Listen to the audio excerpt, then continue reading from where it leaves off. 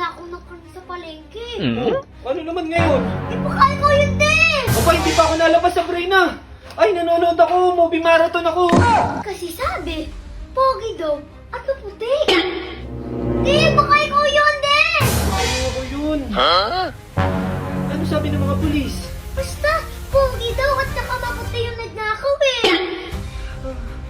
Anak, baka makulong ako. Ilan taon ba ako makukulong, anak? Mga 1 year or 2 years.